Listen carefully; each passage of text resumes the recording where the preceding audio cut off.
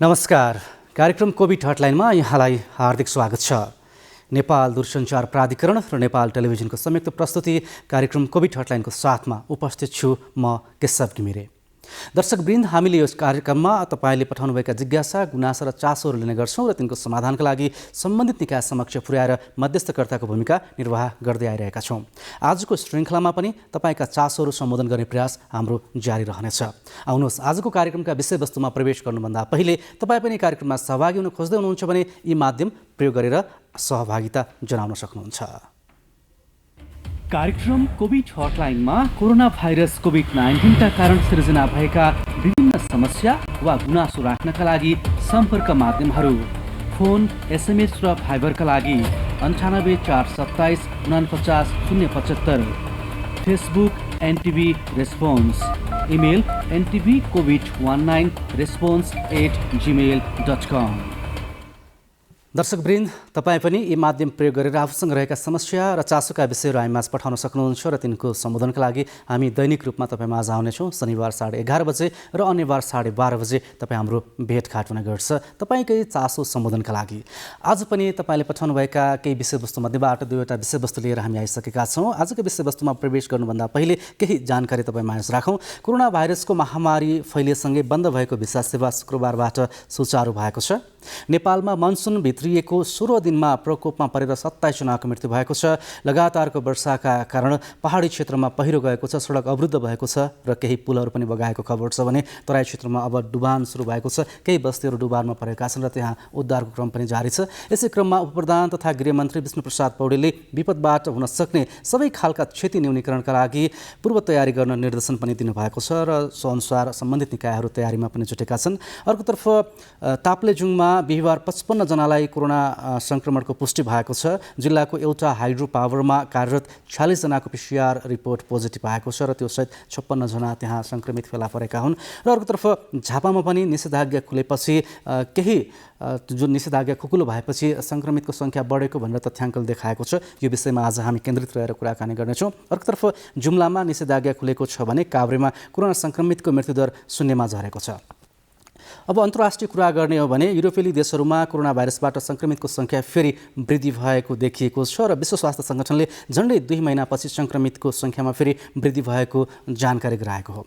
यसैगरी नेपालमा निषेधाज्ञा केही खुकुलो भएको छ र जुन हामीले यातायातको कुरा गर्ने हो भने जुन सार्वजनिक सवारी साधन अझै धेरै ठाउँमा चलिरहेको अवस्था छैन, तर हवाई उडान भने सुचारू भएको छ। आन्तरिक हवाई उडान सुचारू हुँदै गर्दा जुन निषेधाज्ञा पूर्ण रूपमा नखुल्दै गर्दा यातायात क्षेत्रको जुन स्थल यातायातको क्षेत्रको चाप आन्तरिक उडानमा हुने गर्छ र यात्रुहरूले स्थलगत यात्राको सट्टा हवाई यात्रा रोज्ने गर्नुहुन्छ र यो चाप बढ्दै गर्दा त्रिभुवन विमानस्थलले कसरी व्यवस्थापन गरेको छ, यात्रुहरू त्यहाँ जाँदै गर्दा कस्तो खालको मापदण्ड अपनाउनुपर्छ र विगतबाट सिकेको पाठले आगामी दिनमा कोरोना संक्रमण बढ्न नदिनका लागि विमानस्थलले कसरी काम गरिरहेको छ, यही विषयमा केन्द्रित रहेर आज हामी कुराकानी गर्दैछौँ। र यति बेला हामीसँग कुराकानी गर्नका लागि त्रिभुवन विमानस्थलका प्रमुख प्रताप बाबु तिवारी प्रत्यक्ष भाइबरमा जोडिनु भएको छ। प्रमुखज्यू, यहाँलाई कार्यक्रममा स्वागत छ। धन्यवाद हजुर। जस्तो अब आन्तरिक उडान खुलेको छ बिहिबारदेखि र त्यहाँ अब चाप पनि हुने गर्छ। उडान खुल्दै गर्दा अब तपाईँहरू कसरी, कति दैनिक रूपमा कसरी उडान गर्दै हुनुहुन्छ, यहीँबाट कुराकानी सुरु गरौँ। हाम्रो विमानस्थलको अहिले संरचनाको हिसाबले हाम्रो सीमित क्यापेसिटी छ। हिजो नर्मल टाइममा फ्लाइट उडान गर्दाखेरिको जुन जति हामी ह्यान्डल गर्थ्यौँ, अब अहिले संक्रमणको अवस्था रहेको हुनाले डिस्टेन्स मेन्टेन गर्नुपर्ने भएको हुनाले विमानस्थलको सीमिततालाई चाहिँ मध्यनजर गरेर हामीले डिस्टेन्स मेन्टेन गर्न मिल्ने, सिटिङ पनि अल्टरनेट गरेर चाहिँ बस्न मिल्ने, त्यो हिसाबले निषेधाज्ञाभन्दा अगाडिको चाहिँ जुन मुभमेन्ट थियो त्यसको 50% मात्र चाहिँ उडान अनुमति दिने जुन निर्णय भयो त्यही अनुसारले हामीले अहिले 50% चाहिँ उडान सञ्चालनमा चाहिँ छन्। हिजोदेखि चाहिँ सुरुवात भएको छ।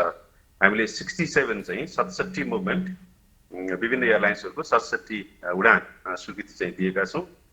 त्यो छ, त्यो डिस्टेन्स मेन्टेन गर्न मिल्ने गरेर। अर्को हेल्थ सम्बन्धी प्रोटोकल भनेको अब जुन हामीले अब 1.5 वर्षदेखि विगत 1.5 वर्षभन्दा बढी समयदेखि हामी अभ्यस्त पनि भइसकेका छौँ। स्वास्थ्य सम्बन्धी मापदण्डको विषयमा मास्क लगाउनु पर्ने, डिस्टेन्स मेन्टेन गर्नुपर्ने, सेनिटाइजेसन गर्नुपर्ने, यो कुराहरू सबै यात्रुहरूलाई पनि थाहा जानकारी नै छ।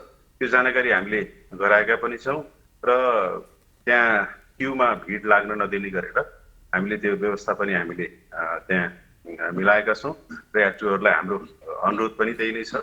यात्रुहरू आफै चाहिँ त्यो भिडभाड नलागिदिने क्युमा बसेर चाहिँ डिस्टेन्स मेन्टेन गरेर चाहिँ चेक इनमा चाहिँ क्युमा बसिदिने त्यो गरिदियो भने त्यो सहज पनि एउटा हुन्छ र हामीले आफ्नो चाहिँ फेसिलिटी चाहिँ म्याक्सिमम प्रयोग गरेर जस्तो सुरक्षाका उपकरण पनि भए जति सबै प्रयोग गरेर त्यहाँ प्यासेन्जरको प्रोसेसिङमा चाहिँ ढिलाइ नहोस्, क्यु लामो नदेखियोस्, त्यसमा पनि हामीले त्यो तयारी हाम्रो छ।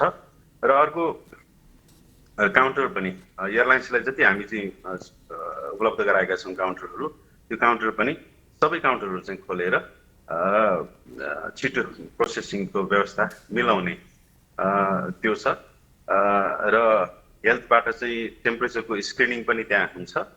अलिकति समस्या भनेको अलिकति हाम्रो यो वेदर, यो मनसुनको टाइम छ, बर्सातको समय छ, त्यो बर्सातको समयमा चाहिँ फ्लाइट अलिकति डिले हुने, त्यो कारणले गर्दाखेरि केही कन्जेसन हुनसक्छ। त्यो कन्जेसन हुँदाखेरिको अवस्थामा पनि हामीले सिटिङ क्यापेसिटी चाहिँ हामीले बढाएका छौँ। अल्टरनेट टेम्पोररी एरेन्जमेन्ट पनि हामीले मिलाएका छौँ। अराइभलमा पनि ब्यागेज लिने ठाउँमा हामीले थप अर्को ब्यागेज लिने एरिया पनि हामीले चाहिँ बनाएका छौँ।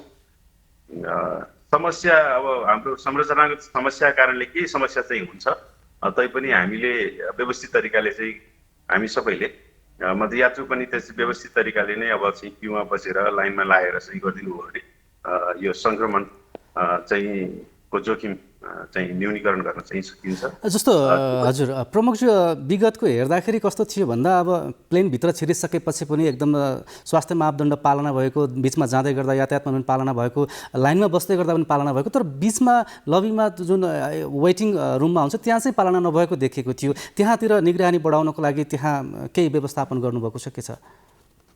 होइन, त्यसमा पनि छ। त्यही मैले भने सिटिङ क्यापेसिटी हामीले विमानस्थलको सिटिङ क्यापेसिटी अनुसार नै अहिले रिड्युस्ड 50% चाहिँ हामीले सञ्चालन गरेको हो। त्यो हिसाबले चाहिँ त्यहाँ समस्या हुँदैन। समस्या भनेको अराइभलमा हाम्रो एउटा ब्यागेज लिने ठाउँ चाहिँ एउटा अलिकति साँगुरो चाहिँ त्यो छ, ब्याग कन्भेयर बेल्ट भएको एरियामा त्यहाँ चाहिँ अलिकति समस्या चाहिँ छ, किनकि संरचनै त्यस्तो छ त्यहाँ। त्यो भएको हुनाले हामीले अर्को अल्टरनेट व्यवस्था पनि गरेका छौँ गर्न चाहिँ। तर के भने एउटै फ्लाइटमा आएकोलाई त्यही एउटै कन्भेयर बेल्टबाट चाहिँ सामान चाहिँ ह्यान्डओभर गर्नुपर्ने एउटा छ। त्यसमा चाहिँ अलिकति यात्रुहरू पनि भिडभाड नगरिकन आफ्नो पालोमा चाहिँ ब्याग चाहिँ लिइदियो भने सजिलो चाहिँ हुन्छ भन्न खोजेको मैले। भित्र सिटिङमा चाहिँ त्यस्तो चाहिँ समस्या हुँदैन। यदि चाहिँ फ्लाइट डिले भयो भने हाम्रो अल्टरनेट व्यवस्था पनि छ। जस्तो अब जुन हामीले हेर्दै गर्दाखेरि व्यक्तिगत रूपमै व्यक्ति नै सतर्क भएन भने यसबाट कोरोनाबाट जोगिन गाह्रो छ र व्यक्तिगत रूपमै आफू अनुशासनमा बस्नुपर्छ। यो त तपाईँले पनि भन्नुभयो, हामीले पनि पटक पटक भन्दै आइरहेको कुरा हो। अब कारणवश यात्रुहरू त्यहाँ वेटिङ रुममा बस्नु पर्यो अथवा फ्लाइट डिले भयो, त्यस्तो अवस्थामा त त्यहाँ प्यासेन्जरको सङ्ख्या त बढ्न सक्छ। त्यसको लागि के गर्नु भएको छ? बाहिर रोकिन्छ कि अब भित्रै गएर कतै टेन्ट अथवा कुनै व्यवस्थापन गर्नुभएको छ? के छ त्यो चाहिँ?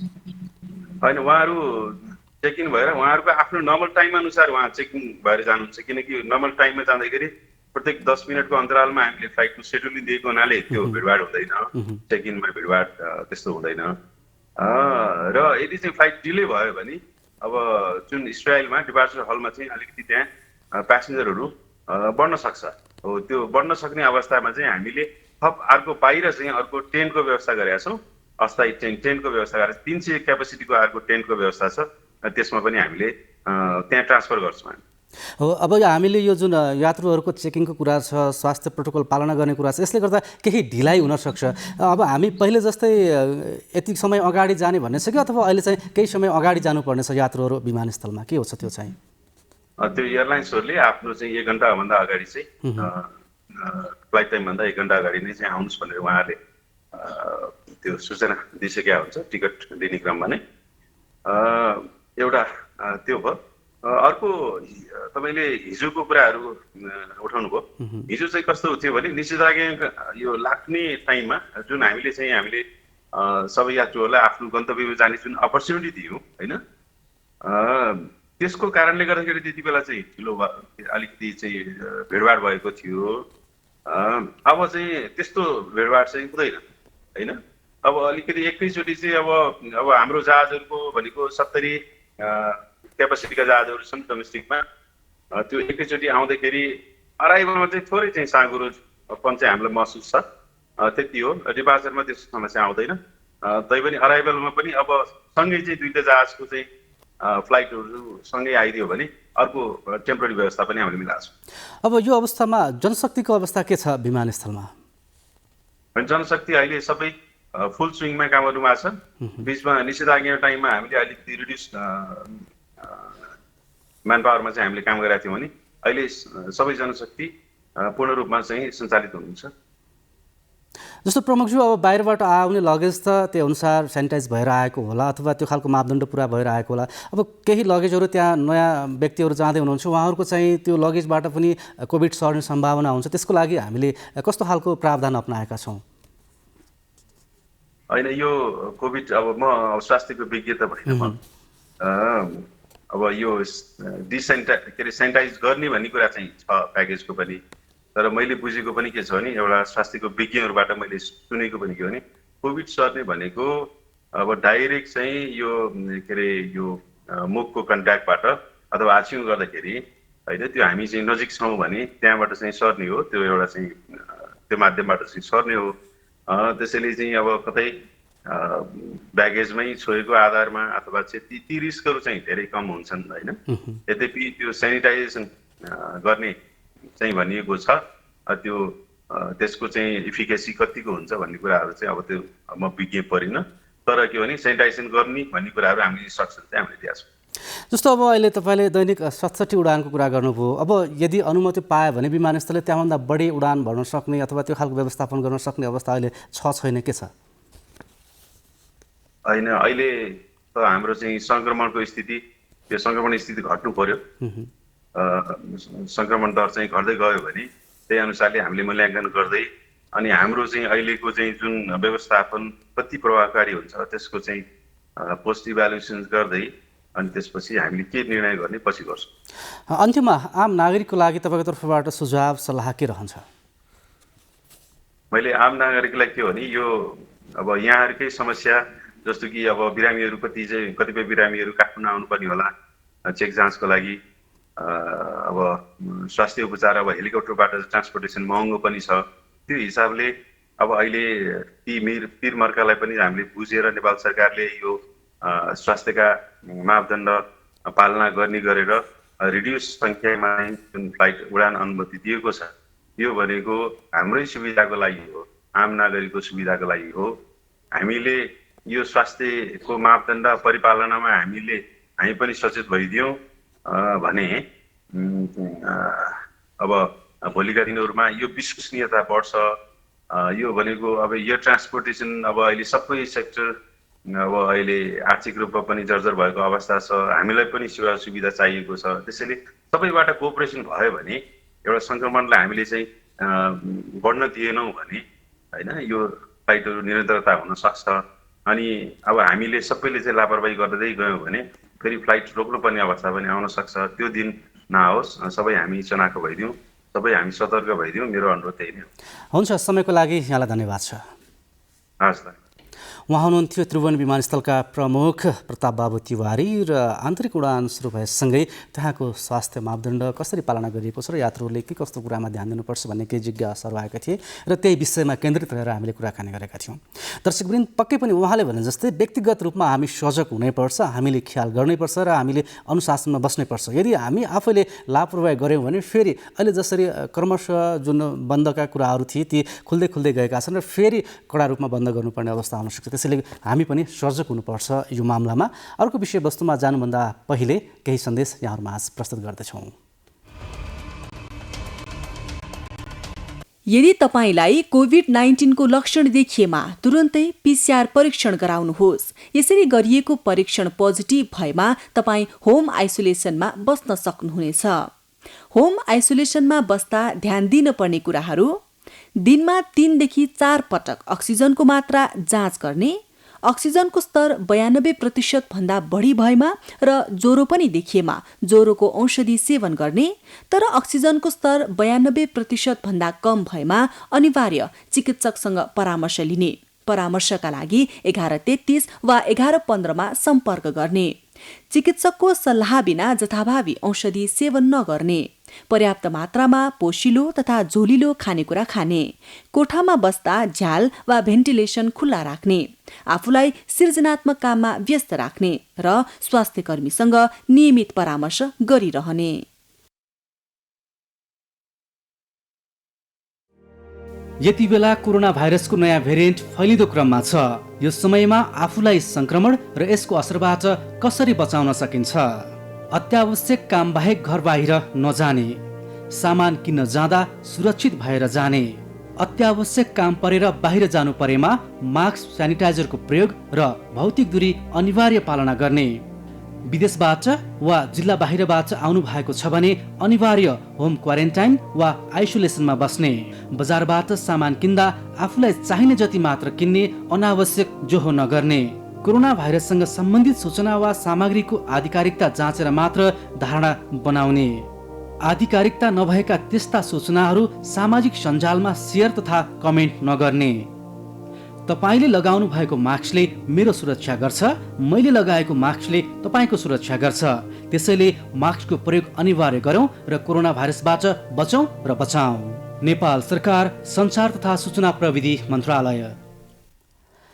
दर्शकवृन्द, कोरोना भाइरसको संक्रमणबाट बच्नका लागि मास्कको प्रयोग नै उत्तम विकल्प मानिएको छ यति बेला, र मास्कको प्रयोगलाई निरन्तरता दिनै पर्ने हुन्छ, किनकि यदि हामीले त्यसमा कहीँ कतै हेलचिक्राइ गऱ्यौँ भने सङ्क्रमित जति बेला पनि हुन सक्छौँ र त्यसबाट जस्तो खालको जोखिममा पनि पर्न सक्छौँ।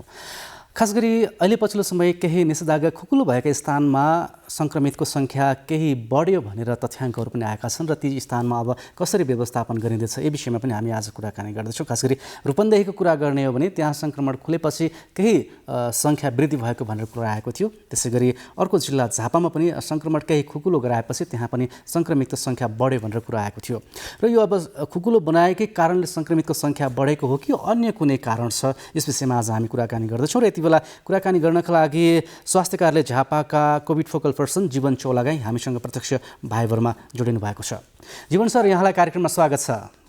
धन्यवाद सर। जस्तो पछिल्लो एक हप्ताको तथ्याङ्क हेर्दाखेरि झापामा सङ्क्रमितको सङ्ख्या बढ्यो भनेर भनिएको छ, यो तथ्याङ्कगत रूपमा बढेकै हो अथवा अन्य कुनै कारण छ, के छ? यस्तो देखिरहेछ। हजुर,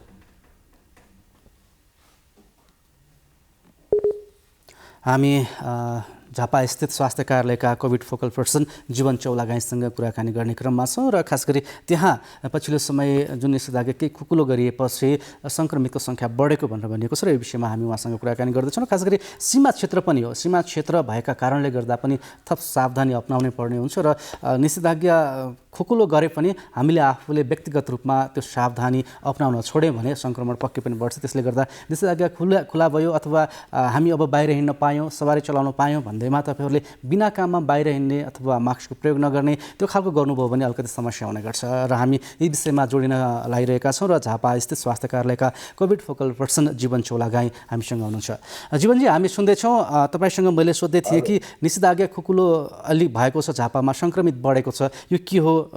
निषेधाज्ञा खुकुलो भएकै कारणले बढ्या हो कि अरू कुनै कारण हो? यो विषयमा थोरै बताइदिनुहोस् न। अहिले पछिल्लो आवरमा हाम्रो जम्मा पिसिआर टेस्ट गरेको 59,000 को एभरेजमा पिसिआर टोटल टेस्ट गरेका छौँ यो वर्ष अहिलेसम्म, र कुल सङ्क्रमितको सङ्ख्या 14,018 छ होइन। त्यसमध्ये एक्टिभ सङ्क्रमितको सङ्ख्या चाहिँ सक्रिय सङ्क्रमित 1489 छ, अनि मृत्यु भएको चाहिँ अहिलेसम्म 354 जनाको मृत्यु भएको अवस्था हो। र आजको डेटमा हाम्रो आइसोलेसनमा 700 हजुर एभरेज मान्छेहरू हुनुहुन्छ है, यो अवस्था छ। र अहिलेको चाहिँ सिचुएसनलाई हामीले यसो विश्लेषण गर्दाखेरि टोटल केसहरू चाहिँ कन्स्ट्यान्टको अवस्थामा छ। पोजिटिभ आउने दर पनि अलिकति अस्ति त 300, 350, 400 पोजिटिभ आइरहेको अवस्था थियो होइन। त्योभन्दा अहिले 100, 110, 20, 70 अथवा 150, 180 सम्म यो लेटेस्ट पिरियडमा पोजिटिभ आएको अवस्था छ। अनि त्यसै गरेर मृत्युको अवस्था पनि पहिला 7 जना, 8 जना, 10 जनासम्म मृत्यु भएको अवस्था थियो। अहिले चाहिँ हिजो एउटा पनि डेथ भएन र अघिल्लो दिन चाहिँ 3 जना, 4 जना होइन 2 जना गरेर डेथ भएको अवस्था छ। यो सिचुएसनलाई यसो एनालाइसिस गर्दाखेरि र एक्टिभ केस पनि पहिला हाम्रो 6000 7000 एक्टिभ केसमा अहिले चाहिँ 1489 जस्तो एक्टिभ केस भएको अवस्था छ। अब अरू केसहरू होम आइसोलेसनमा हुनुहुन्छ र मेन मुख्य भनेको हाम्रो हस्पिटलको आइसोलेसनमा चाहिँ झन्डै 375 जना जस्तो मान्छेहरू चाहिँ अहिले हुनुहुन्छ है। समग्रमा हजुर पछिल्लो आवरमा यसो हेर्दाखेरि अब यो समग्रमा हेर्दाखेरि चाहिँ जस्तो अब केस हत्तै बढेको अवस्था चाहिँ अहिले तत्कालै त्यस्तो चाहिँ देखिएको छैन, तर पोजिटिभ आउने क्रम चाहिँ रोकिएको चाहिँ छैन, आइरहेकै अवस्था हो है। र अर्को भनेको चाहिँ हस्पिटल जाने दर जुन छ, पहिला हस्पिटल जाने दर एकदमै बढेको थियो, हस्पिटलमा एकदमै धेरै प्याक एन्ड प्याक बिरामी हुनुहुन्थ्यो होइन, भने अहिले चाहिँ हस्पिटल जाने बिरामी चाहिँ अलिकति घटेर हस्पिटल लोड चाहिँ अलिकति कम भएको अवस्था चाहिँ छ है, यो देखिएको छ। जस्तो पछिल्लो एक हप्ताको तथ्याङ्कले अलिकति सङ्क्रमित थोरै उकालो लाग्यो भन्ने कुरा छ, यो चाहिँ हो? अलिकति अब अस्तिको भन्दा अब केस के हुन्छ भने कहिले काहीँ तपाईँको शनिबार टेस्ट कम भएको कारणले अलिकति घटेको जस्तो देखिन सक्छ कुनै बेला होइन। अब तर खास एभरेजमा हामीले पर्सेन्टेजमा हेर्ने हो भने पहिला चाहिँ 55, 56, 57% पोजिटिभ आइरहेको थियो टोटल टेस्टमा होइन। अहिले चाहिँ हाम्रो 32, 35 धेरै भयो 40% एभरेजमा तपाईँको केसमा पोजिटिभ आइरहेको छ। पर्सेन्टेजले हेर्दाखेरि चाहिँ बेटर हुन्छ नि त सबभन्दा होइन। त्यसैले गर्दाखेरि अलिकति केही न केही त अलिकति ओह्रालैमा ट्रेन्ड छ, तर हामी सन्तोषजनक अवस्थामा चाहिँ छैनौँ। केस चाहिँ कम भएको अवस्था चाहिँ पुरै चाहिँ होइन है, यसमा चाहिँ अलिअलि पोजिटिभ चाहिँ आइरहेकै अवस्था चाहिँ छ। जस्तो अब नन कोभिडका बिरामीहरू पनि भेटिने गरेका छन्, या भनौँ पोस्ट कोभिडका बिरामीहरू पनि भेटिने गरेका छन् र अस्पतालमा ती बिरामीहरूको चाप बढेको छ भनिएको छ। झापाको अवस्था के छ पोस्ट कोभिडका बिरामीहरूको? त्यो अहिलेसम्म पाएको छैन, पोस्ट कोभिड सिन्ड्रोमहरू कसैलाई पनि देखिएको हामीले अहिलेसम्म सूचना पाएका छैनौँ। विशेष गरेर अब कोभिडकै कम्प्लिकेसनहरू होइन, जसमा चाहिँ अब कोभिड पोजिटिभ के अरे नेगेटिभ आइसकेपछि पेसेन्टलाई कसैलाई चाहिँ सास फेर्न गाह्रो भएको भन्ने कुराहरू चाहिँ सामान्य खालको छ। त्योभन्दा धेरै कम्प्लिकेटेड खालको लक्षणहरू चाहिँ हस्पिटलमा देखिएका त्यति छैनन् अहिले चाहिँ, हामीसँग रिपोर्ट चाहिँ त्यो आएको छैन। जस्तो अब निषेधाज्ञा थोरै खुकुलो भएपछि आवत जावत बढ्ने गर्छ, यसमा अब थप सजगता अपनाउनु पर्ने अथवा सीमा क्षेत्रबाट नेपाल छिर्दै गर्दा अपनाउनु पर्ने त्यो मापदण्डहरूमा केही परिवर्तन गरेका छौँ, के छ त्यो चाहिँ अवस्था? होइन, त्यो चाहिँ एउटै छ। जस्तो अब सीमा नाकालाई खडाइ नै गरिएको छ होइन, अनि त्यस पछाडि हजुरको उताबाट आवत जावत गर्ने उताबाट आउने नेपालीहरूलाई तपाईँको एन्टिजेन टेस्ट गर्ने व्यवस्था गरिएको छ त्यो हेल्थ डेस्कमा, काँक्रेबिटा हेल्थ डेस्कमा। अनि त्यस पछाडि नियमित चाहिँ सबैको सर्भिलेन्स गर्ने र अहिले चाहिँ त्यो खुल्ला रूपमा आवत जावत गर्ने कुराहरू चाहिँ छैन, त्यो चाहिँ बन्द नै भएको नै अवस्था हो। जस्तो हामीले अन्य जिल्लाको सङ्क्रमितको अवस्था हेर्दा सहरी क्षेत्रभन्दा ग्रामीण क्षेत्रमा बढी सङ्क्रमित भेटिएका छन् धेरैजसो जिल्लामा। झापामा अहिले पछिल्लो समय भेटिने सङ्क्रमितहरू कुन क्षेत्रका बढी हुनुहुन्छ? झापामा देखिने सङ्क्रमितहरू हजुर विशेष गरी झापा जिल्लाकै बढी छन्। र पनि अब झापा जिल्ला यस्तो मेडिकल हब बनेको छ होइन, बिएनसी लगायतका अस्पतालहरूमा काठमाडौँ पश्चिमतिरका मान्छेहरू पनि उपचार भइरहेको अवस्था छ। त्यसै गरेर विशेष गरेर अब हाम्रो यो झापा चाहिँ उताबाट इलाम, पाँचथर, ताप्लेजुङका बिरामीहरू पनि झापामै आएर उपचार हुने हुन्। त्यसकारण त्यतातिरको मान्छेहरू पनि हुनुहुन्छ। विशेष गरेर सबभन्दा बढी त झापाकै हुने भयो। सेकेन्ड अरू चाहिँ हाम्रो यही अञ्चलका मान्छेहरू चाहिँ अलिक बढी हो, मेची अञ्चलकै मान्छेहरू। अन्त्यमा अब हामीले पहिलो र दोस्रो लहरबाट सिकेको कुरा अब तेस्रो लहर आउँदै गर्दा अथवा त्यो शङ्काको विषय मात्रै छ, तेस्रो लहरको लागि तयारी के गरिरहेका छौँ पाठ सिकेर? एकदमै त्यसमा चाहिँ अब हामीले अहिलेदेखि नै डिसिसिएमसीको बैठक बसेर होइन, त्यसमा अब के गर्न सकिन्छ पूर्व तयारीका कुराहरू, अनि त्यस पछाडि अब भ्याक्सिनेसनको कुराहरूमा पनि हामीले भ्याक्सिनेसन प्रोग्रामहरू चलाइरहेका छौँ होइन। जति आएको छ उताबाट आएको भ्याक्सिनलाई टार्गेटेड ग्रुपमा हामीले लगेका छौँ। त्यसै गरेर अब यो अब जुन चाहिँ अब तेस्रो वेभको जुन चाहिँ कुराहरू आएको छ त्यसमा विशेष गरेर जनसमुदायलाई म रिक्वेस्ट गर्न चाहन्छु, यो जनस्वास्थ्यका मापदण्डहरू चाहिँ स्ट्रिक्टली पालना सबैले गरौँ। अब यो तेस्रो वेभ पनि आउने चान्सेस छ, किनभने नयाँ भाइरस नयाँ किसिमको भाइरसहरू चाहिँ देखा पर्ने क्रम जारी छ। त्यसकारण हामीले सजग र सचेत हुनु आवश्यक छ। हुन्छ, समयको लागि यहाँलाई धन्यवाद छ। हस्, धन्यवाद, नमस्कार। उहाँ हुनुहुन्थ्यो झापा स्थित स्वास्थ्य कार्यालयका कोभिड फोकल पर्सन जीवन चौलागाई र त्यहाँ पछिल्लो तथ्याङ्क अनुसार सङ्ख्यागत रूपमा केही बढेको भनेर कुराकानी आएको थियो सङ्क्रमितको सङ्ख्या त्यो विषयमा केन्द्रित रहेर हामीले कुराकानी गरेका थियौँ। दर्शकवृन्द, आज हामीले दुईवटा विषयवस्तुमा केन्द्रित रहेर कुराकानी गऱ्यौँ। खास गरी त्रिभुवन विमानस्थलसँग सम्बन्धित र झापा जिल्लासँग सम्बन्धित विषयवस्तु आज हामीले उठाएका थियौँ। आजको लागि कार्यक्रमको समय सकिन लागेको छ। तपाईँ हाम्रो भेट भोलि हुनेछ। तर तपाईँ कार्यक्रममा सहभागी हुन चाहँदै हुनुहुन्छ, केही जिज्ञासा छ, चासो छ भने कार्यक्रमबाट बिदा लिनुभन्दा पहिला तपाईँलाई हामी जानकारी गराउन चाहन्छौँ। यी माध्यम तपाईँ प्रयोग गर्न सक्नुहुन्छ। कार्यक्रम कोभिड हटलाइनमा कोरोना भाइरस कोभिड-19 का कारण सिर्जना भएका विभिन्न समस्या वा गुनासो राख्नको लागि सम्पर्क माध्यमहरू फोन, SMS र Viber 98 427 49 075, Facebook NTV response, email ID ntvcovid19response@gmail.com।